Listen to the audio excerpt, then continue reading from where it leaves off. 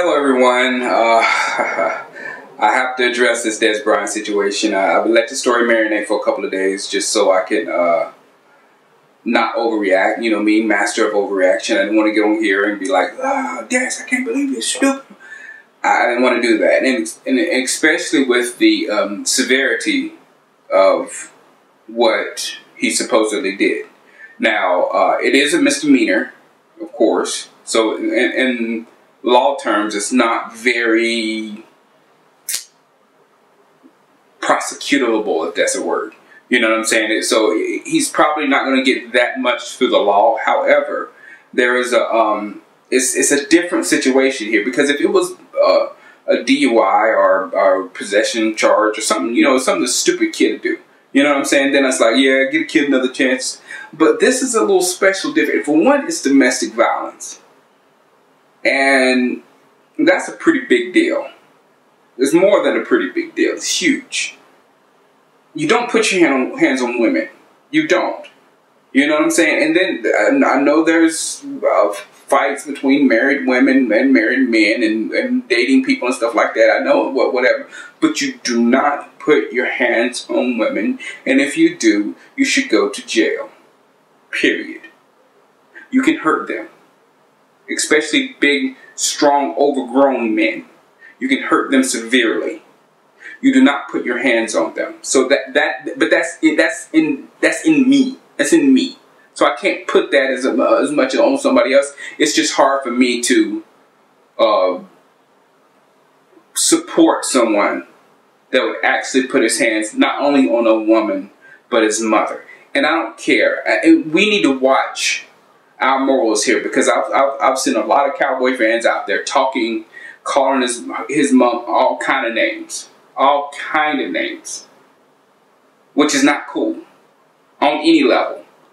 You know what I'm saying? So I don't care about his upbringing. I've got family members that were brought up in the same manner. There was so many so many NFL players that was brought up in the same manner, with parents young that were hooked on drugs or whatever. It's not very uncommon when you look at sports in America. Put it there. However, it is definitely not an excuse to put your hands on a woman. So that's another thing. I can't back that. I can't. And I'm gonna tell you something. I come from the 92 team. You know, that was when I was in college and I was young and I was rooting for the Cowboys and all that kind of stuff. And Michael Irvin was during our day. And I tell you what, Mike come from bad place. And I used to fight for Mike, saying if you came from where Michael Irvin was and was giving everything, it'd be hard for you. I would fight tooth and nail for Michael Irvin. You know why? Because I loved Michael Irvin. Loved them to death. I will go through a wall to this day. I will go through a wall for Michael Irvin. You know what I'm saying? I knew Michael Irvin was giving everything he had to that star every single day. There was no question about that. So as long as I knew that, if anyone outside the Dallas Cowboy world would try to attack Michael Irvin, I would go off. That's how I was. I do not feel the same way with Dez. I don't know what it is. I mean, I've watched the Cowboys for a long time, since 75, 76 or whatever, 77, somewhere around there. And I've never seen a more talented receiver. Never. I mean, he's more physically gifted than anybody that's ever donned that star, in my opinion.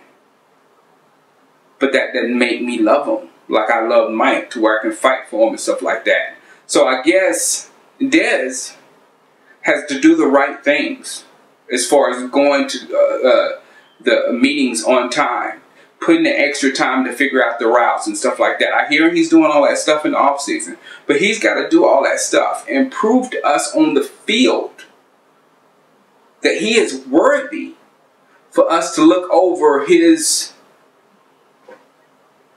issues or his mistakes, his missteps in life. You know what I'm saying? So that's my issue. If there was a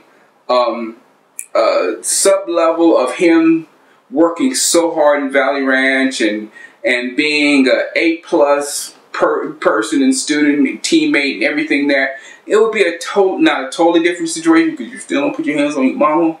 But still, I would be more willing. But the fact that it's been a struggle in Dallas just to make him do what they want him to do. So when you're giving him another chance in this whole situation, if you slap him on the wrist and don't hit him hard, you give him another chance, what are you doing?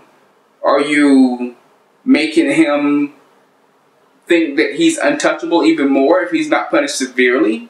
And if he's punished severely, that's going to hurt our chances. So it's like we're stuck with Dez because you want the best out of him, but you don't want to mess things up and make it worse. So I'm really conflicted on this thing. So, and I can imagine how the Cowboys are. I can't say we need to cut them. I can't say we need to keep them because on both sides I see serious problems. If we cut them, then we ain't got we're in trouble. We're in serious trouble with wide receiver. Serious trouble. If we keep them and don't really punish him hard for this or whatever, then this may have just been a red flag, a warning to something big on down the road. Because you and I know that sometimes we do not know where that anger comes out of this kid.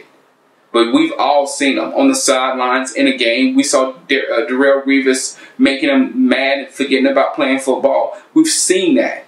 And I don't know where it comes from. Mike had passion on the field. It wasn't uncontrollable anger. That's a whole nother thing.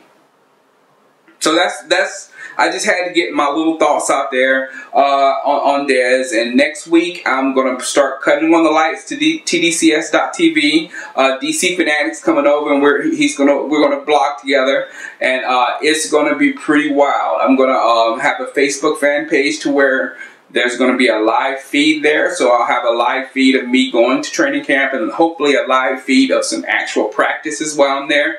I'm going to go there every day except probably the weekend because it's family time for Jerry, and it's hard to get a seat. It's hard to everything during the weekends, but I'll probably be there Monday through Thursday and get as much pictures and video and all that kind of stuff, and post as much as possible. And DC will have my back with all the inside information of what's going on. And because if you hadn't been to training camp or whatever, it's 2 training camps going on. It's like the one where you're listening to DallasCowboy.com and you're figuring out what's going on as far as the coaches and who's starting who and who's playing good as far as what the coaches see. And then it's what you see out there on the field. And it's like it never matches up. It's so weird. All right, look for me like Tuesday of next week to do another video to start announcing URLs and telling you to go like my Facebook page and all that kind of stuff like that. So it's about to get on. It's about to get started, guys. It's about to get started. I was a little bit down after the Dez situation, but my energy is slowly coming back up,